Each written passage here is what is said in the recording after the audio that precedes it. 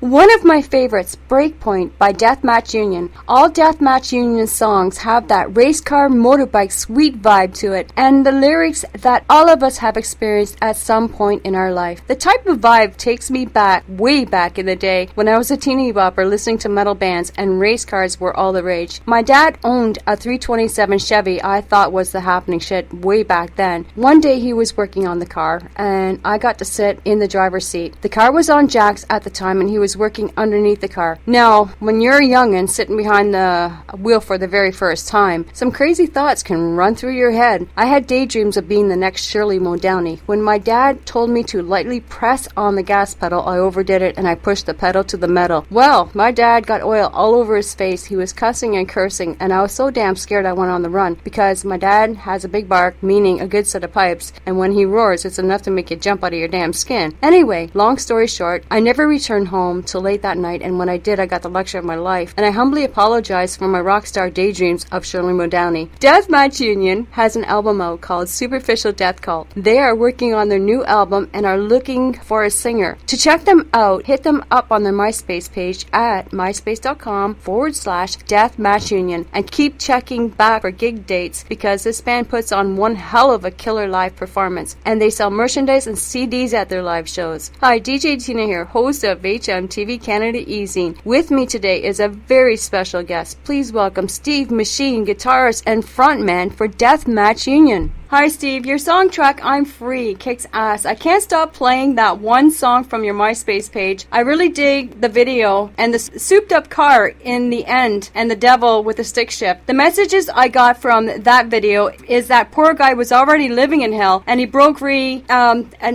the way he broke free is just to say the devil made me do it. Was that the general theme of that song track? For Set Me Free? Yes. Yeah, it's kind of like, a person being stuck in a controlling sort of lifestyle. Okay. And we wanted to elaborate on how, a person would be set free from being sort of the puppet person, in life, going to their job, going to their dead-end relationship, dead-end life, and just sort of making a change for something better, so to speak. Okay. It sounds good, anyway. The way he broke free in the end, as if to say the devil made him do it. Yeah, well, it's, the guy who filmed it actually is an extreme snowboardist filmmaker. Wow, that's very impressive. And came across our page and heard the song and wanted to make a video for it, so he did a great job on it. Oh, he did for sure. I like the saucy, down-to-earth style in your lyrics. Who writes your songs, and are the majority of them based on relationship and some of the BS that we go through every day in life? Yeah, I write the lyrics.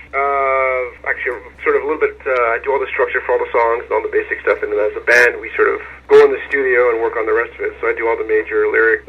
Most of it, yeah, it's just about how I feel, life, love, everyday stuff that we just sort of go through. And a lot more people can relate to that rather than thinking about, devils or dragons and things like that. It's not only sort of my sort of ball there. That's what I like about them, is that they're songs that somebody can say that I went through that experience, or, I know what that person's feeling, and it's got meaning to it. It's got purpose. Awesome, thanks. Yeah. Can you tell us about your recent release, Superficial Death Cult, such as the song tracks, any challenges in recording this album, and who helped with the mixing and the mastering? Brett, our bass player, he's got a studio called 539 Studios in Abbotsford. And originally, I had gotten together with him. I was playing guitar for Biff Naked at the time, and we wanted to add some members to Biff Naked's lineup. So Brett was a person that I knew, and got a hold of him. And next thing you know, we're recording this band stuff in his studio. The only challenge, the major challenge that we had was the drums were not recorded live. Okay. That was pretty much the only thing that we had come across. Other than that, it was pretty much free reign and open to anything with his studio. Now, where can we purchase Superficial Death Cult, the physical CD? You can get the CD at Scrape Records in Vancouver. Talk to JJ. You can also get it through us if we play shows. It'll also be available on iTunes, Rhapsody, and all the online stuff. But yeah, Scrape Records in downtown Vancouver. Your new song track, Breakpoint, kicks ass. I really dig the hard, heavy, badass guitar riffs and the strong vocals. Will you be creating a video for this song track like that's similar to Break Free? Hoping so. I mean, if it happens and then we come across another person that wants to film us, for sure. I mean, a lot of my writing is what's considered, I guess, just meat and potatoes. Just great riffing, and a lot of the stuff that just sort of comes out of my head is like trying to make it as crunchy as possible. I'm trying to write it as a fan's point of view, how I'd want to hear, live music kind of thing. Awesome. Deathmatch Union has developed fast in such a short time. Can you tell us about the current lineup, former bands they played in, how did everyone meet, do the members share the same influences for their music style, and do they like to experiment and try new ideas to their sound? Wow, how we met.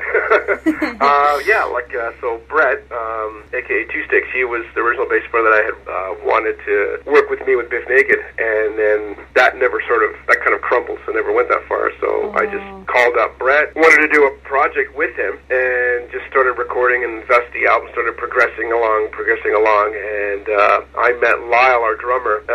Played in a Ramones cover band, and that's how we picked him up. Brett plays also in a band called Inside It Failed, and Lyle has also got a cover band he plays with, Angel Down. But that's how we met the guys. And as far as influence, I'm very Zakk Wylde, Kerry King kind of guitar player. Brett, same thing. He's kind of old school finger player, going right back to pre-Metallica and Les Claypool, things like that. And then with Lyle, he's got a little bit of a punk feel into him. I mean, he can carry a steady beat for hours, like the drummer.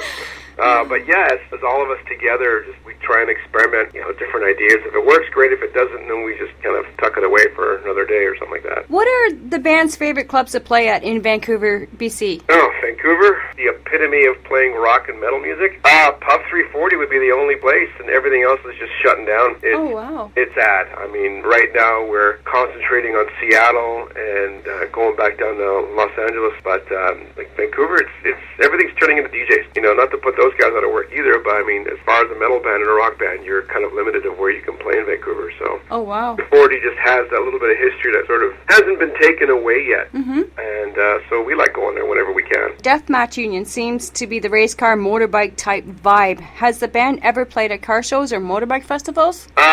Not as of yet, but we're all speed freaks. I know Brett and I, in the past, we've had fast cars, just working on engines and, 57 Chevys and 69 Chevy pickups and things like that. So, nice. Playing rock and playing metal, you've got that sense of speed and, the fear of, no fear, just go for it kind of thing. Have you ever thought of venturing into the Toronto area? Yeah, we'd like to. And Hamilton. If something comes together, we could put a small tour and go across Canada. Nothing's really arisen yet, but we're looking forward to doing something like that eventually in the near future. Are there any bands that you can collaborate within that area, the Vancouver area, to do this? We've talked to a few. A lot of the bands either have a fear of traveling or just not quite in that preparedness to do it yet. Okay. What does Death Union Match look for in a record deal if they were offered one? They were offered one. Just tour. Yeah, tour. I mean, if it's far as getting to a public's point of view and trying to get the music out there, it's just tour.